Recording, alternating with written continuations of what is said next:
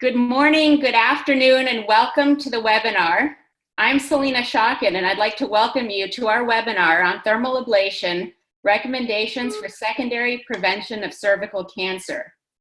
This event is hosted by Together with our co-sponsors, JPIGO and Basic Health International. Together focuses on one issue, cervical cancer, to build new programs to prevent and treat the disease. We're bringing together implementers, advocates, donors, governments, and policymakers to make rapid progress on preventing cervical cancer. Thank you for joining us today. On this webinar, all attendees are muted and can only be unmuted by the host. This is to improve the sound quality of the webinar. The chat function is enabled, but will only allow messages to the host. Please use the chat function if you're encountering any technical difficulties. At the bottom of your screen, you will see the Q&A box. You can click on that box to submit any questions during the webinar. These questions will be visible to all attendees. As an attendee, you can like a question, so we know there's significant interest in that question.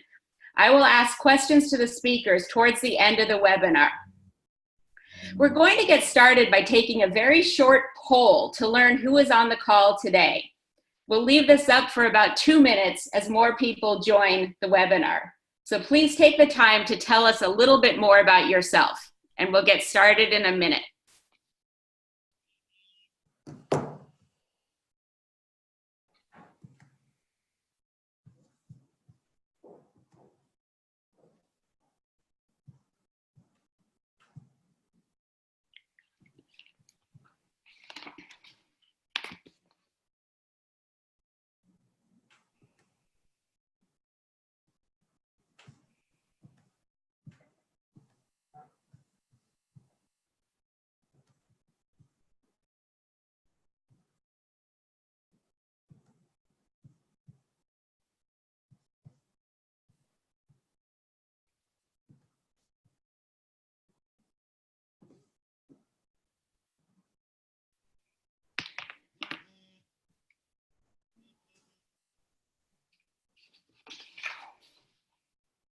Okay, thank you very much for taking this poll, and now we're going to go ahead and get started.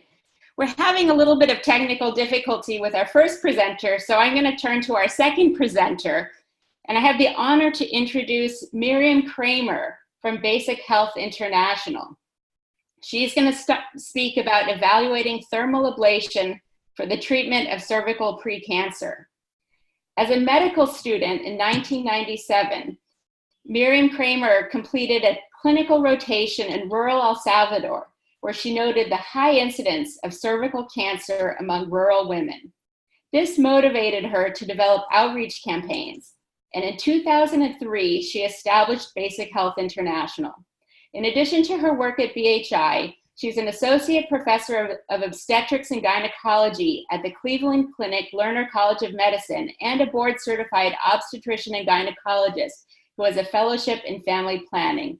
Her specific research interests include cervical cancer screening with HPV DNA testing, including self-collection, HPV vaccination dissemination, and new methods of cervical cancer pre-treatment, including non-gas-based ablative treatments.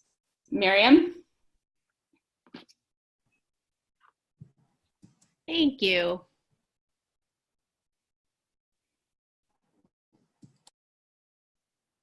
Hi, welcome everybody. I'm really happy that everybody is interested in thermal ablation. I think it's a really exciting technology for the future. I do not see the little screen where I can push the arrow. Oh, there it is. Okay. So I have a few disclosures. I'm president and founder of the nonprofit Basic Health International. I am on the speaker bureau for Merck, where I give talks about vaccine. The other ones are for contraception. I don't have any conflict with any device company for diagnostics or treatment. So many of you probably know this. There are both excision and ablation procedures that are used to treat cervical precancer that have been endorsed by the WHO. In many higher resource settings, LEAP is used for treatment of high-grade precancer.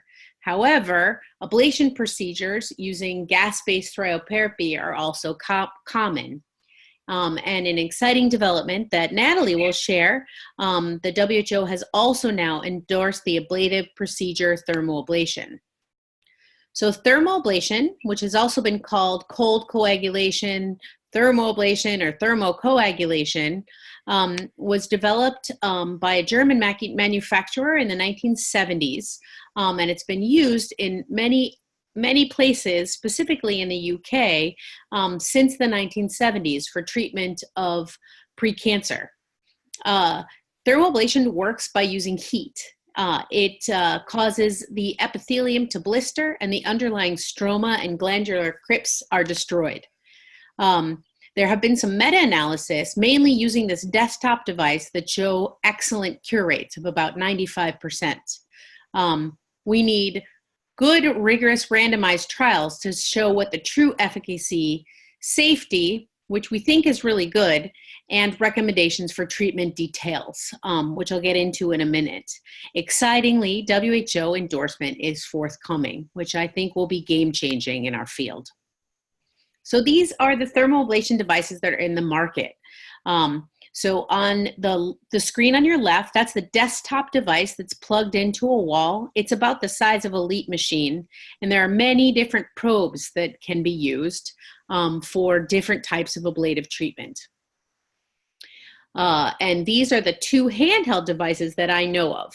One, the WESAP, has an external battery, and the Liger has an internal battery. They're both quite light, and they are both like very light, portable, and easy to use. So who should get thermal ablation? So patients who have a positive screening test can get thermal ablation. The WHO also endorses immediate treatment with HPV positive women. So that would be one way we could use it.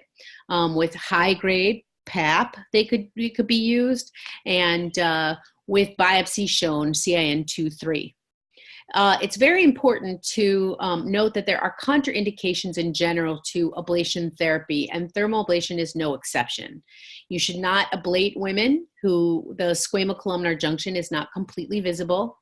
If the lesion is extending over 75% of the cervix, if it's extending into the cervical canal, or if you have suspicion of invasive cervical cancer. All those women should be referred for excision treatment. So how should it be performed? So this is an area that we're still doing some research in, but what we do know is the temperature should be set really to 100 degrees. I think 120 is too hot. I'm sorry, I haven't changed my slides. And it's important to note the entire SCJ and do overlapping applications until the entire transformation zone is ablated. In Scotland, they have typically done 20 seconds. In other places, they have done 30 seconds, but we don't think that applications need to last any longer than 40 seconds. Currently, there's no standard protocol for time, temperature, but we do know that it is important to ablate the whole transformation zone, and we think that 20-second ablations are fine. So these are different tips. There's a wide range of probes and tips. The middle two are what have been classically used in Scotland, which I will call a two-probe approach. It is a 16-millimeter flat probe, and that's about an 8-millimeter nipple-shaped probe. So first, the nipple-shaped probe goes into the endocervix, and then the flat probe is used to ablate the rest of the cervix. When we made the handheld, we used the tip on the right to sort of mimic that. We were originally recommending one 40-second burn, but we noticed that we weren't being available. It wasn't available. Sometimes the entire squamocolumnar junction wasn't ablated, and our Scottish colleagues told us that that could be a problem with treatment.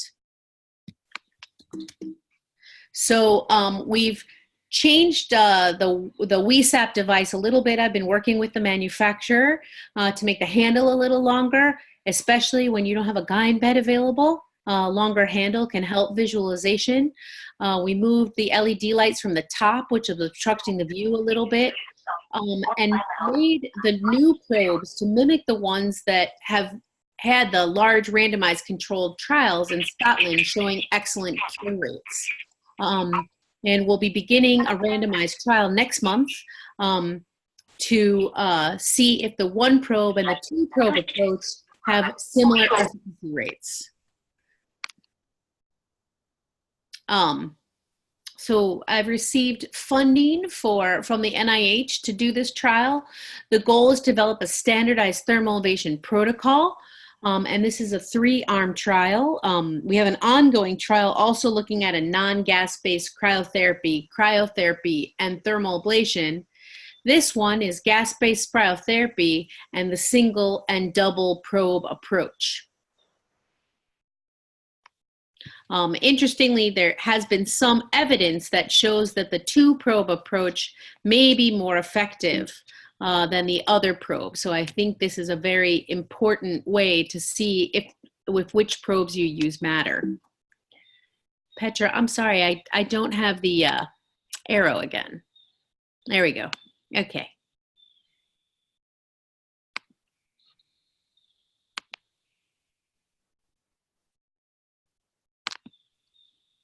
So our primary endpoint is looking at biopsy-proven disease and biopsy-proven clearance. We will have secondary endpoints of HPV genotyping. At 6 weeks, we're checking for infections, including BV, gonorrhea, chlamydia, yeast. In our current study, we have not noted high rates of infections after either cryotherapy or ablation, and this can help the WHO make even stronger recommendations for it. Just some important points to note. The procedure can be performed by mid-level providers. This is going to be really important in order to scale screening and treatment. You need to be able to visualize the entire squamar columnar junction. Otherwise, I know in some situations it's really difficult for referral, but at the moment those patients will need to be referred.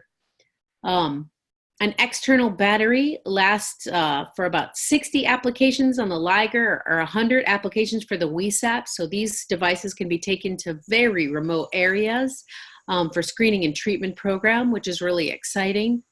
The devices require very little maintenance, which is really exciting. Right now, there's no high quality evidence on HIV positive patients. However, experts do think it will be safe to provide this in HIV positive patients. The Liger can be autoclaved. I think it can also be used with high level disinfection. There's been some reports that there have been problems with the probe with high level disinfection. So people have been doing auto sterilizations, which I would say is not recommended. There are possibly going to be some trials looking at infection. However, some of the parts of plastic that wouldn't be heated with auto sterilization could pass along infections. And the WESAP device cannot go in an autoclave because it's metal and it would melt. But it can hold up with the high level disinfection. Don't have the arrow again. There we go. Okay. So in summary, thermal ablation is an exciting opportunity for screening and treatment for cervical cancer, for providing treatment after screening. The new handheld devices are portable, they're low cost, and they're easy to maintain. There are wonderful trials on the desktop device that have demonstrated high efficacy, and there have been a long-term use. My opinion is that it will be similar efficacy in the handheld devices, and the trials are underway, looking at efficacy, looking at HIV positive women, and looking at how to streamline the protocol. Thank you. And I'm happy to take questions either now or after whatever the moderators want me to do. Thank you so much, Miriam. And we're having a little bit of a hard time getting Dr. Natalie Brute from the WHO on the line, but we're working on it. I might just point out a couple of questions that have been asked. We are recording the webinar, and we will send out a link so that people who aren't able to join this morning are able to listen to the webinar. So thanks for that question. There was also a question from Dr. Ashinafi from Ethiopia about WHO guidelines. And so hopefully we can get Dr. Natalie Brute on the line to answer those soon. And if not, we can answer towards the end of the webinar. A question for you, Miriam. After how many months will you follow up women for biopsy-confirmed clearance or persistence of disease? So we are going to be looking at 12-month follow-up, which may be a little too soon, but in the grant period, that's what we can do. I know that my colleagues who have been doing a trial in Zambia did 6-month follow-up with HPV testing, and most of the patients were persistent HPV positive, which could be expected. The CIN 2-3 should be cleared in a year. We will look at genotype from when the patients enter the trial and at 12 months, so we can distinguish between persistent and new HPV infections. So we'll have both those data. And at 12 months, they should have cleared their HPV. It'd be wonderful if we could do this longer for 2 and 3 years. But the primary endpoint is clearance of biopsy-confirmed disease at 12 months. Great, thanks Miriam, and thanks really for an excellent presentation. I'm now going to turn to Dr. John Varallo from JPIGO to give his presentation. He's going to talk about experience of introducing thermal ablation at the country level. Dr. Varallo is an OBGYN with over 20 years of clinical and surgical experience working in low resource settings on 3 continents. He champions developing and testing innovative practical solutions to accelerate change and improve the quality and safety of surgical care. As the Global Director for Safe Surgery, he oversees JPIGO's 4-country safe surgery program, leveraging JPIGO's successes to replicate it globally with partners and governments. Working with JPIGO's innovations team, he conceptualizes, develops, and promotes human-centered design processes, products, and problem-solving methodologies for positive change. So the floor is yours, John. Great. Thank you so much, Selena. It's a real pleasure to be a part of this webinar. Yeah, so this presentation, we will be looking at our experience in introducing thermal ablation at the country level. And Petra, I don't see where I can advance, so if you could advance it for me. Great, thank you. So just briefly, the outline we'll take a look at is the countries where we're implementing treatment algorithms that we're using, the training approach that we're using, the thermal ablation procedure itself, the technique that we're using, and then talk about some key lessons that we've learned through this implementation. Next, please. So 3 countries we're working in implementing and starting to implement are Zambia. That's really kind of where the greatest body of work is done. Tanzania and Botswana, we're just starting implementation, and Dr. Moses Giteka will talk about that as well. I think a key element for this implementation is really that foundation of the see and treat that we currently have in those countries.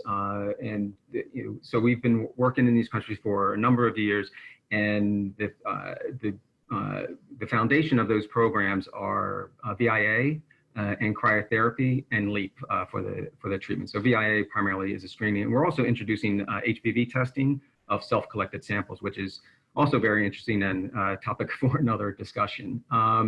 And we're looking at transitioning from cryotherapy to thermal ablation in these countries. And just as Miriam discussed, we're going to be using two different types of thermal ablation units, and we are using the WESAP, and we'll be we use both the desktop, the direct electrical source type of unit, as well as the handheld that is battery operated, or actually has a dual energy source. Next, please. So, why are we switching from cryotherapy? What's the rationale behind that? And as Miriam just described, there's really a great body of evidence, emerging evidence behind the use of thermal ablation, around the efficacy of it and things along that line. But it also fills the real gap around the challenges of cryotherapy. Cryotherapy is effective. It's relatively easy to learn to use. But there's been real challenges around the continuous and regular supply of gas, the cost of the gas, the transport of it. Some of the sizes of the cylinders are very large, and even the smaller size cylinders are even difficult, can be a challenge for mobile clinics. And the other is the breakdown of the cryotherapy machines themselves. As Miriam was discussing, we really have little challenges with the maintenance of the thermal ablation units, which is great, whereas the cryotherapy units tend to be more of a problem. And that really has a real negative impact on that screening to treatment continuum and on that single visit approach, which we're really trying to focus on, and reaching a target of at least 90% of women who have precancerous lesions receive treatment. Next. And this is the treatment algorithm. This was, Miriam talked a little bit about this, and you'll see this with the WHO. It's not anything, so it really aligns with with those treatment algorithms. The thing here I just want to highlight is that for the screening approach, in our programs, we're primarily using a visual approach, so VIA or digital cervicography. And also now with the introduction of HPV testing that were followed by VIA to determine the type of treatment. So it's determined based on whether it's going to be ablative or excisional or suspicious for cancer. Next, please. This is the eligibility criteria for thermal ablation. Miriam has already really covered this, and it's very similar to cryotherapy, so we'll just move on. Next, please. So the training, and again, this comes back to leveraging our foundation of VIA and cryotherapy. And what that does is that it actually makes this transition very easy. And so the training is pretty focused, and it's really for introducing the thermal ablation. It's essentially a one-day classroom-based training with a combination of didactic with hands-on simulation. So looking at the rationale, the theory behind thermal ablation, the kind of the algorithms to use, how to perform it, infection prevention associated with it, and the use of data, so data management and using the routine M&E that we're currently using for our cervical cancer prevention programs. And then this is followed by clinical hands-on practice, typically at least one day, but try to combine that with 3 days outreach services, which helps just more experience for the providers. And what we're hearing from the participants, and again, these are participants who have already been through VIA and cryotherapy training, is that this is actually much easier to learn than cryotherapy, and they really like the thermal ablation. Next, please. So the technique, we'll go through this very quickly, but essentially the steps are, this is done in a clinic or a mobile clinic. You confirm that the client's not pregnant, obtain informed consent, no anesthesia is required, and perform visual inspection. And so this is essentially to identify or confirm the presence of a lesion, the size, location, eligibility for thermal ablation, as we discussed. And then you select the probe. You heat the probe to between 100 to 120. Again, that's the kind of The recommendation, we tend to recommend around 100 to 105. And for it to, then you apply that to the cervix to cover the lesion and the transformation zone. And you treat for 45 seconds, minimum of 20 to 30 seconds. And we repeat this as needed to cover the entire lesion and transformation zone. And this means, overlapping treatments. And you can do this up to 5 times. And in the lower right hand, that photo is a picture of post treatment for thermal ablation, and the one above is the lesion that you see. So we repeat this as needed up to 5 times, but generally it's between 1, 2, or maybe even 3 treatments. And you can see that it doesn't take a lot of time. So it takes 1 to 2 minutes generally. It's certainly less than 4 minutes, whereas cryotherapy takes around 11 minutes for a single treatment. Then we remove the probe and review the post-treatment instructions and follow-up. Next, please. Infection prevention, won't go, you can view these steps later, I won't go into great detail here, but the main thing to highlight here is, as Miriam also discussed, is the desktop probes. Those can be heat sterilized. Those are metal, so heat sterilization or autoclave, whereas the handheld probes tend to require chemical or non-heat, high-level disinfection or sterilization. Next, please. So key lessons learned. What we're finding with our programs, as I mentioned earlier, is that with thermal ablation, it's easy to learn and to perform, and it's easier than cryotherapy. And so that's what providers really like that, and it's easy to transition if you have that foundation of VIA and cryotherapy. It's more portable than cryotherapy. You see the tanks, the cylinders for gas that are required. And so thermal ablation is much more portable, so that helps with outreach clinics and reaching more remote populations. It's more reliable than cryotherapy. We had already mentioned the challenges around procurement, transport, cost, and maintenance of units. So you don't have those breakdowns in that continuum of screen to treatment. And so making sure that women who are screened get the appropriate treatment. And it's highly acceptable to both clients and providers. The clients report little, surprisingly, to be little discomfort with the procedures, just a little bit of stinging, primarily. And so there's no anesthesia is required, little cramping, and less complaints of vaginal discharge following treatment. And as I had mentioned, the providers, find it's much more acceptable and easier to use. And as I mentioned, the treatment only lasts like about 1 minute to 2 minutes compared to cryotherapy, which takes 11 plus minutes. So that is important as well. Next, please.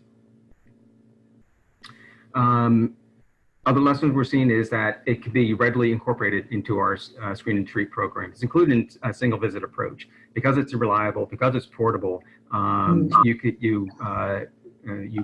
it really enables that screen and treat and single visit approach. The other thing is that you can perform biopsies before treatment. So if that's part of the algorithm, or if you have any concern, then biopsies can be performed if needed. And the reason behind that is because thermal ablation has hemostasis associated with that. And so it helps, so it can control the bleeding, any bleeding that, from a biopsy. And you don't really get that with cryotherapy. And then the power source. So the making the decision on which type of device to use, and each has their advantages. So you have the desktop, which is kind of a direct, that has a direct electrical supply. It's less mobile, and you do need that reliable electrical source, but you have a variety of tips or thermal probes, as Miriam had showed in the previous presentation. With the handheld, with the battery, which is actually a dual source. So you can plug it into a direct electrical source or use the battery. The real advantage of that is its portability, and you can take it to very remote areas. And a battery lasts for over, at least for the WESAP, it lasts for over 100 treatments or applications. So before it need recharge. So very it's an excellent choice for use in mobile clinics or in remote areas where you don't have that reliable electrical source. Next, please. Great. So to me, I'm really excited about thermal ablation, and I'm glad we're getting more and more evidence behind it, because I really think it's an attractive alternative to cryotherapy for treatment of precancerous lesions. And with a foundation of VIA and cryotherapy in place, it really allows for that easy transition to thermal ablation, and really I think is going to be a game changer for cervical cancer prevention. Next. Great, thank you. Thank you so much, John. That was a really great presentation, very thorough. I wanted to just ask a couple of questions, either for John or for Miriam to answer, and then we're going to go to Natalie Brute, who's finally been able to join us, which is great. We had a few questions about the cost of thermal ablation, and I was wondering if either of you could speak to the costs. So I just looked up an invoice we had for the WESAP, and with the instrument, the probe, the slider, it was about $1,100. We usually get an extra probe because when we have the larger campaigns. I have never purchased a Liger, but I think the cost is very similar. Does anybody on the call know? John, do you know? With a Liger, I don't know the cost of that, but I believe I think the desktop and the handheld might be slightly different. I'm talking about the WESAP. Yeah, the desktop is more expensive. I think that's true. And the general cost of thermal ablation compared to cryotherapy, could you speak to that? So we are actually going to have health economists also looking at, doing a full evaluation of it. But it seems obvious to me that it's going to be less expensive to do the thermal ablation because you have no consumable need. Exactly. Like for, I think, you have the upfront cost, but, if the quotes that you're talking about, Miriam, and at least the quotes that we have, they're pretty comparable to a cryotherapy unit itself. But then for gas costs, and it depends on the country, but for example, carbon dioxide, it's about $4 to $5 US dollars per treatment, and nitrous oxide is more expensive. So initially it's going to look about the same, but with time, it's definitely going to be cheaper for thermal ablation, and that doesn't even include the breakdown of the cryotherapy units, which is just a real challenge, and the maintenance of that. Great. And we've had a few people respond also to the chat saying that the cost is roughly around $1,500 and that the devices are pretty equivalent in price between the two available. That's what my feeling is. That sounds right. Okay, great. I want to try, we've had a lot of challenges, unfortunately, reaching Natalie. And so we're going to try to get Natalie on. If you could unmute Natalie so we can make sure that we can get Dr. Natalie Brute. Natalie, are you with us? I am. Can you hear me? We can. And can you see the presentation? Not yet, but I think it's coming.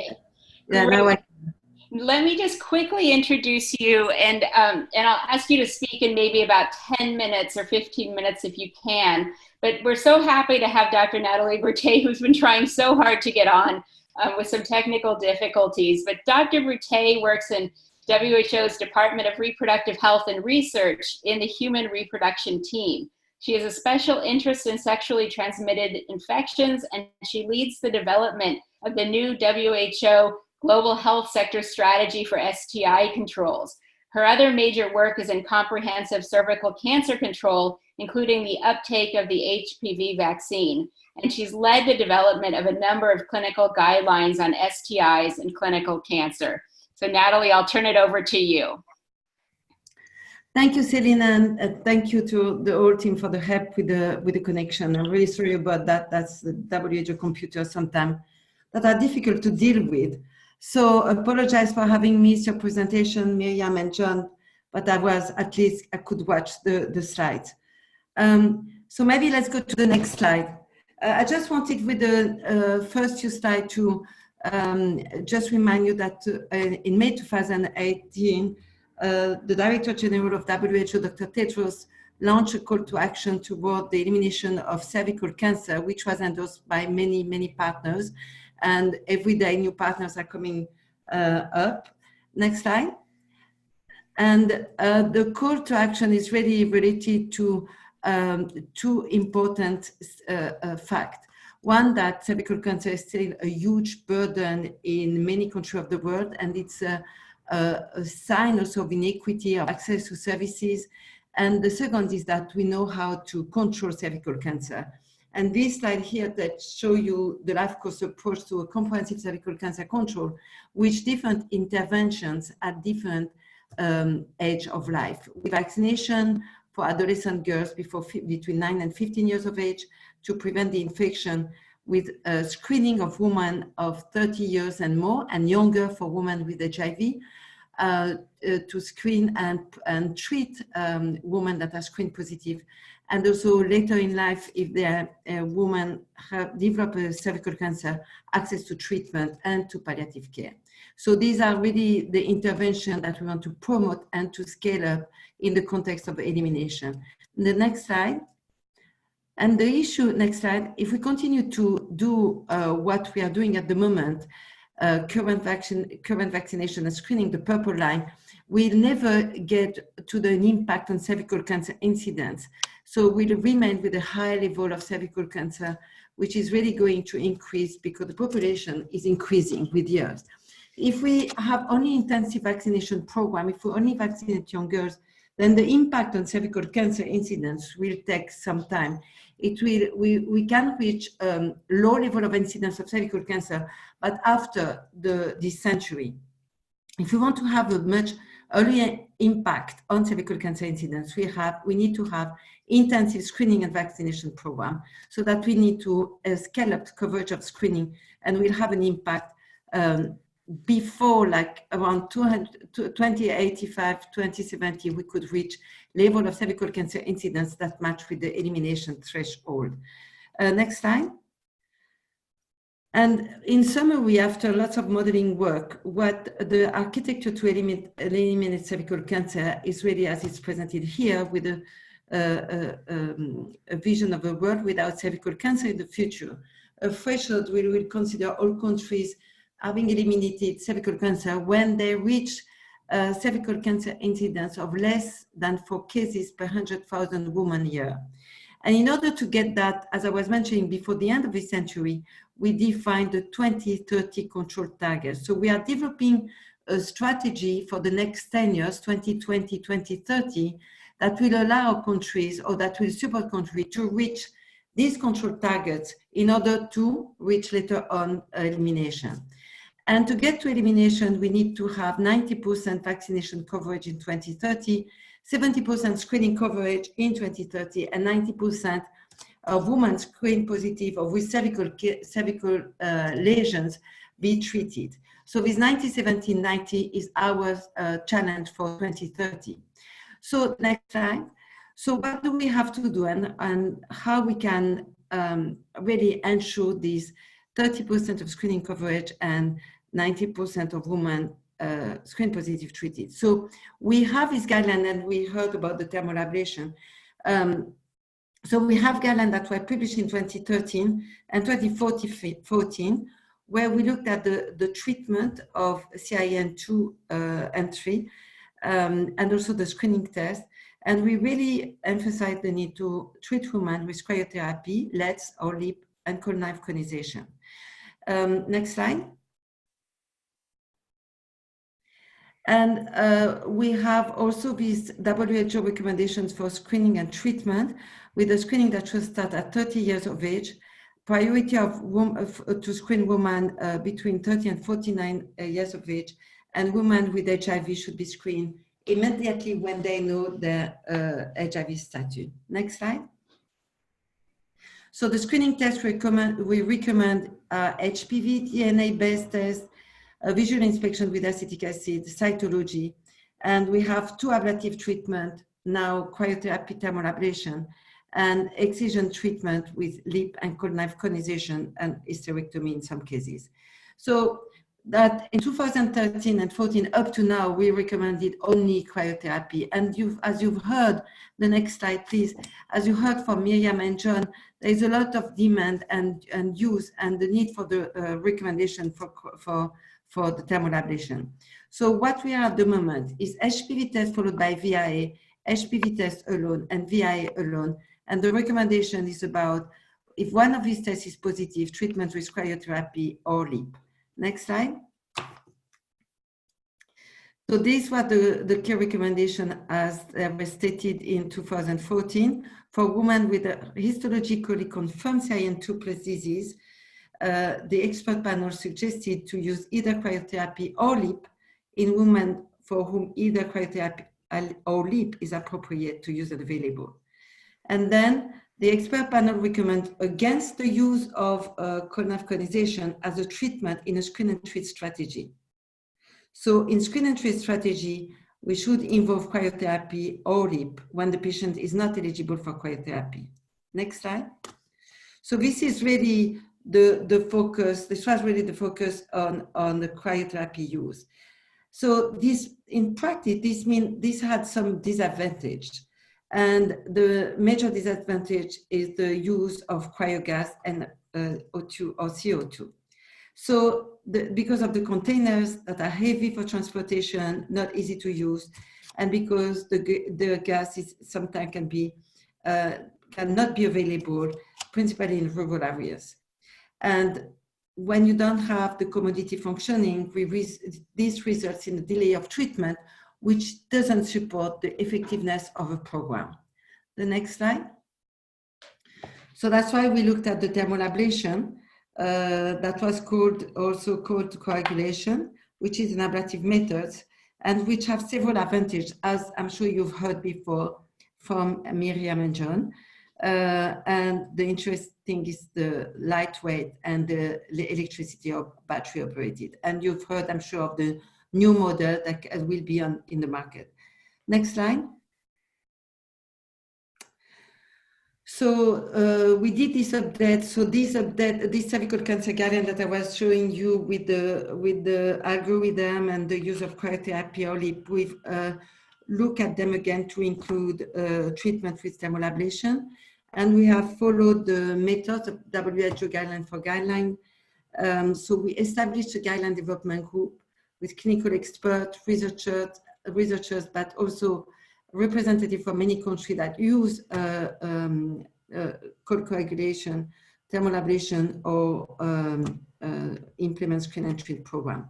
Then we used the same question that we used for cryotherapy and LEAP a few years ago, and we conducted a systematic review of the evidence, as well as of the benefits and the harms and the acceptability of thermal ablation.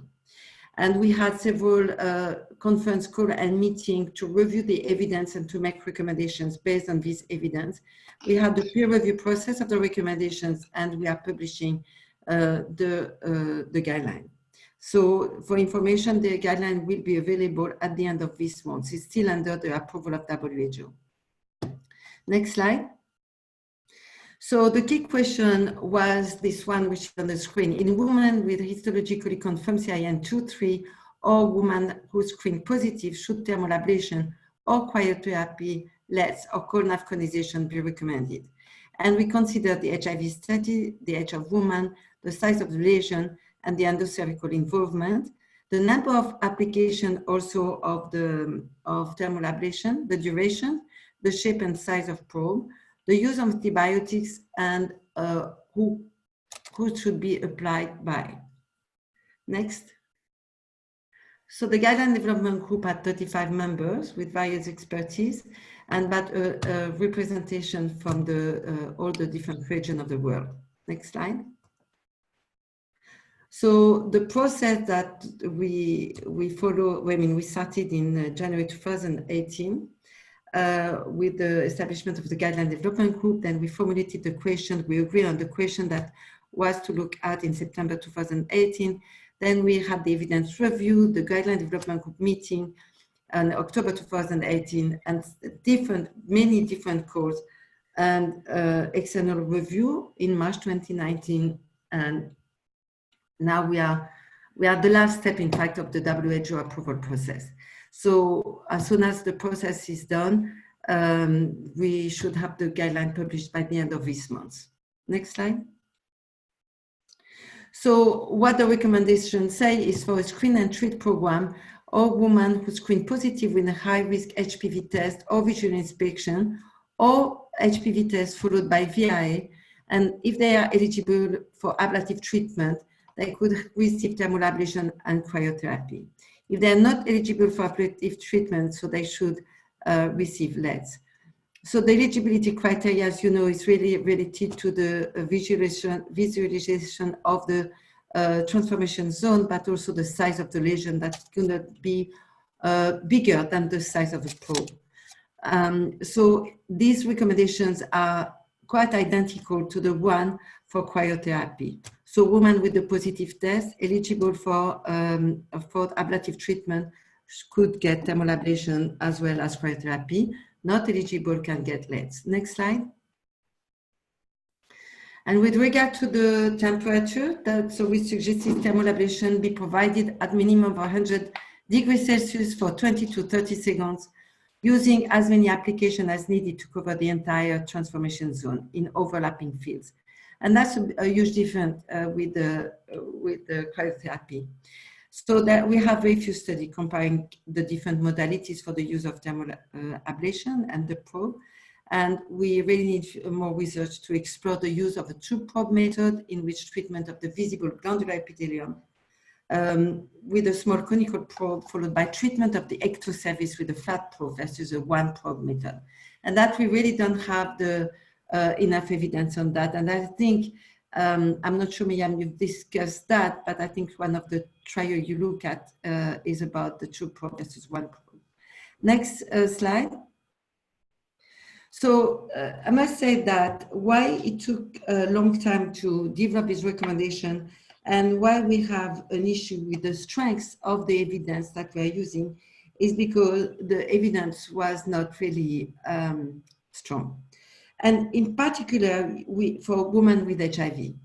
So I put this screen on future research because it's important to understand that though the recommendations we are doing are of utmost importance for women and to prevent cervical cancer, unfortunately, the quality of the evidence is not always at the as we would like to have strong recommendations based on strong evidence. So this is an issue that we all need to understand so that we have the trial we need to be able to do good recommendation. So in this case, in particular for women with HIV, we don't have any evidence for the effectiveness and the efficacy of thermal ablation in women with HIV. We really need this data.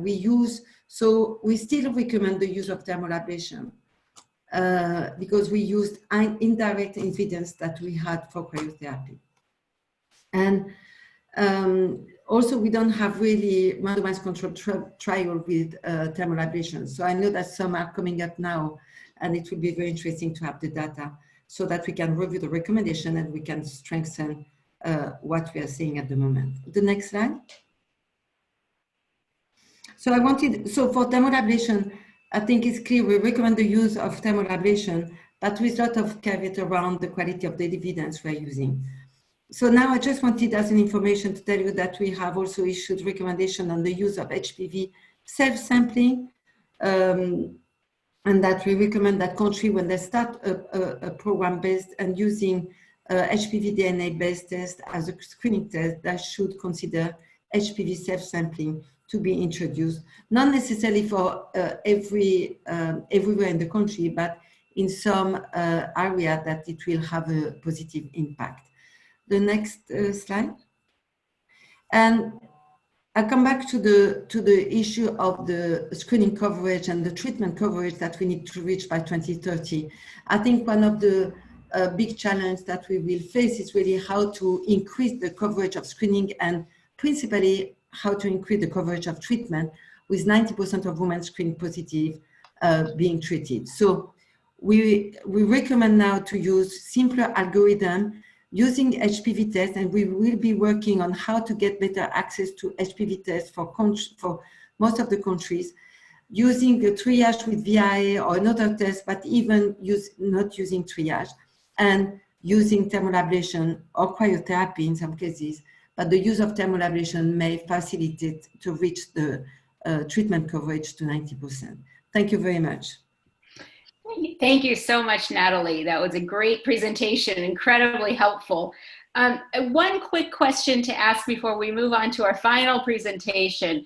I wanted to ask, because several people have asked about when they could expect that the guidelines will be publicly available. So the end of September, I was saying.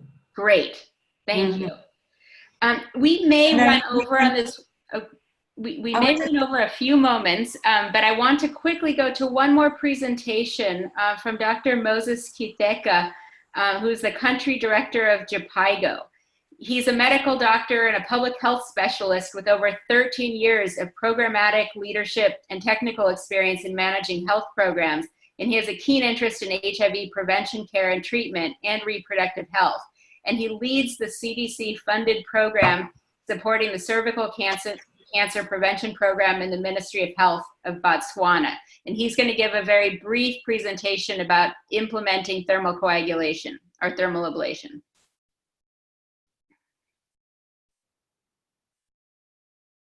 Moses? We can't hear you, Moses. Thank you, Selena. I hope you can hear me now. I'm going to take the next few minutes to just give a bit of an overview about what you are planning to do in thermocoagulation. Are you able to scroll my slide forward? Yes, just to give a bit of a context about Botswana, where we are working, is a country which has a very high HIV prevalence, slightly about 20%. And we did a HPV study in a small group of clients where we saw a HPV prevalence of 33.7%, with the prevalence being a bit higher in women who are HIV positive than negative. The country has a very well-established cervical cancer program, and there's also quite a well-established pap smear cytology screening program in the country, where most of the clinics are able to offer pap smear screening. However, in the last 5 years, we've been working with the ministry to expand VIS screening, and currently we have 45 sites which are currently doing VIS screening and treatment using cryotherapy in most of these sites. We also have 13 sites which do LEAP, and these 13 sites are part of the 45 sites which offer VIA, and HPV testing rollout has just begun. The next slide. So this presentation just to give a bit of an overview about what we are planning to do in our partnership with Together moving forward. And the thing is to build on the existing cervical cancer prevention program and introduce thermocoagulation because of some of the challenges which we've faced and actually have been described by the previous speakers. The first thing we need to do is to increase coverage so that more and more women are able to access VIA from the 45. We intend the next 1 year to add more sites. And when you're adding more screening sites, we also want to increase our treatment coverage. We also want to promote task shifting because we realize thermocoagulation, just like VIA, like cryotherapy, can be done by workers who are not necessarily very highly skilled, and nurses are able to do that well. We've also had a lot of challenges with the breakdown of cryotherapy machines. Just to highlight, last year, only like 40% of the machines were working, and that led to a bit of a huge challenge in terms of scaling up treatment. And we believe that the thermocoagulation may be able to help us address some of those issues. This year and the coming year, we are continuing to scale up the program. When you compare the last year to this year, we've increased the screening by threefold. We have increased screening threefold, and that means there'll be more and more need for better treatment strategy. And this is what made us to have this partnership with Together, and thermocoagulation will be introduced. And you can see in the next column some of the advantages which have been well described. I'll not talk about. Let's go to the next slide. So, so part of what we've done and we are doing, we've started discussion with the National Cervical Cancer Prevention Program. We've received a very good buy-in. They are so excited for us to be able to start rolling out thermocoagulation. We have identified 4 sites where we'll be doing this, 4 hospitals and 2 clinics as a beginning. And the procurement has been done. We are waiting for the delivery of the machines in the next couple of weeks. We'll be doing the site assessment in October, and this will be a build-up on some of the sites where we are working. For the training, we hope to do the training next month, incorporating into the training, which we'll be doing for the general program. And then subsequently, we'll continue monitoring the use of the thermocoagulation as we do the monitoring of the cervical cancer prevention program with routine site visits. We will just modify a little bit, but in terms of reporting, we'll use the routine monitoring and evaluation tools which we've been using for the cervical cancer prevention program. And really, the whole aim is to see whether or not the ministry will put and add thermocoagulation to the policy documents and put more investments in the model. And we also aim to have a demonstrable, to demonstrate a scalable model for rollout of thermocoagulations in countries like Botswana. I think that should be the end, if I'm not wrong. Thank you very much. Thank you so much, Dr. Moses. Really appreciate that. We also have one additional cervical cancer grant with MOVA Cancer Foundation, an NGO in Nicaragua. Now, in the interest of time, and I realize we're almost at the very end of time, we might run over a couple of moments, and if you have to go, that's okay.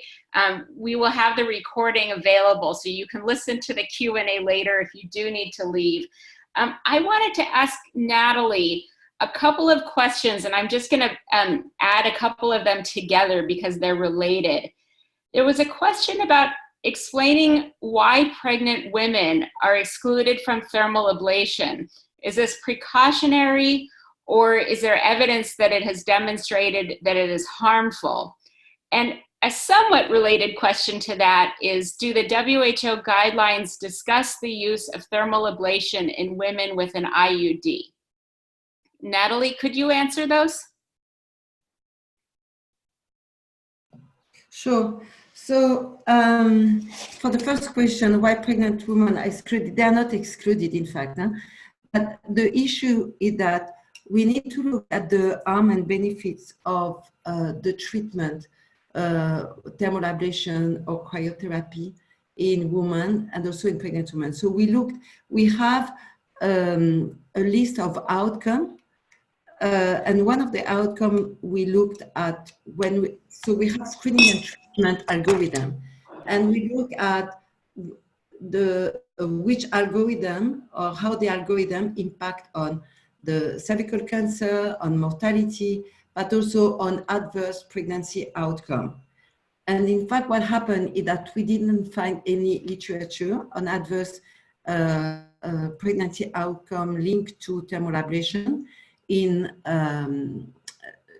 mean, there is nothing available, and that we have the same problem for cryotherapy. So far, till a few years ago, in fact, we were recommending only the use of cytology and VIA. Now we're starting to recommending the use of HPV test. So the issue of pregnant women need to be reconsidered. At the moment, we don't do any recommendation of screening and treatment of during pregnancy.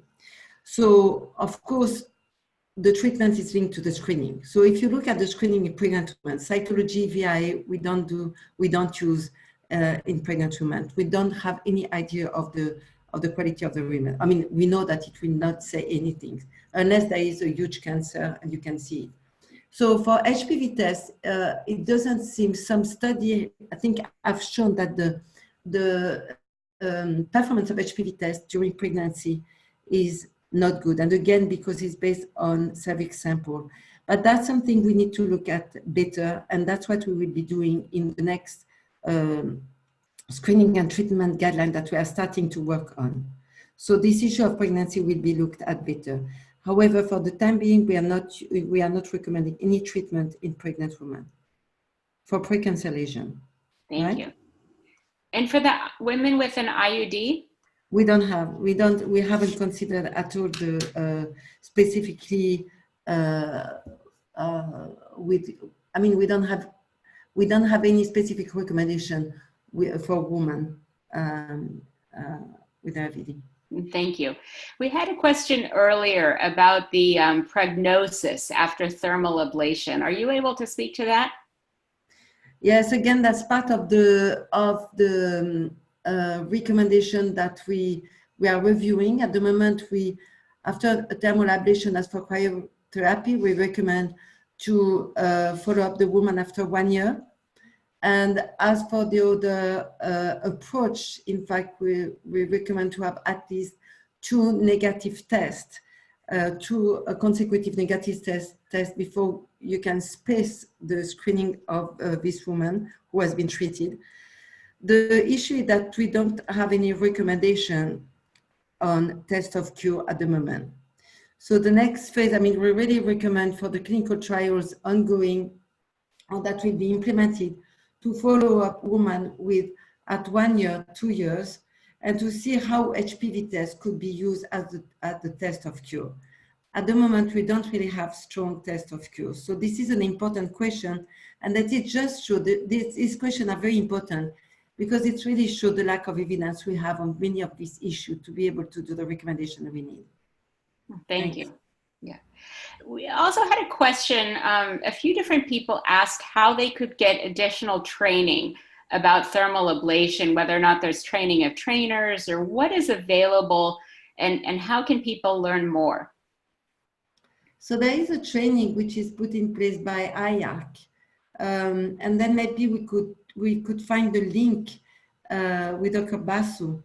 And that's, I think also the Institute Catalan de Oncología, they also have a virtual training. I know that also on the PAHO site, with that's a link that was set up by Silvana Luciani.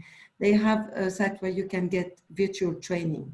So I think that would be important. It's a good question, and we're trying to regroup all these links that give access to virtual training so that people can get what they need.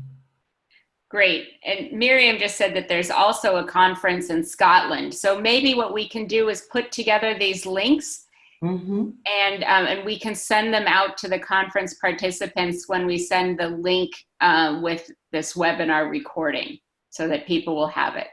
It's a good idea. Great. And my final question is what are the current recommendations for tip size and shape as we wait for research to be complete?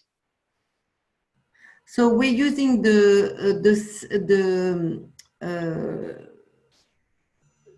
flat probe. We don't have specific recommendation on which probe to use, to make it clear. Okay, thanks. Right, so it can be used one or the other. So we don't have really to say you need to, and that's why I was putting in one of my on the slide that these 2 probe versus 1 probe and which probe to use will be really in the next phase. Great. Miriam and John, do you have any final words, any points that you want to make before I wrap us up?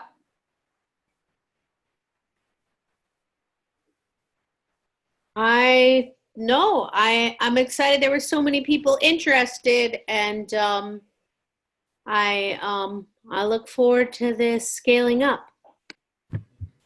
No, I agree. A great conversation, and clearly there's still more research that needs to be done, but this is really an exciting advance, and I think it's really the right direction to go.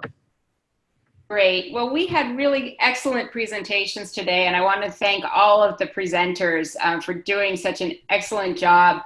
We're going to be sharing a recording, and we'll also try to put together all of this information about training to send with that information, and also for people the webinar today, you'll be welcome to send out that link to listen to the webinar. Be sure to sign up for our next webinar, which is going to be focused on HPV vaccination, and that is going to be on October 24th. In the follow-up email, we're also going to have a very short survey to provide feedback on the webinar and to suggest future topics. So please help us improve these webinars by providing your input. So on behalf of all of the organizers, Together, JPIGO, Basic Health International, and WHO, I really want to thank you and enjoy the rest of your day. Thanks, everyone. Thank you. Thank you. Thanks.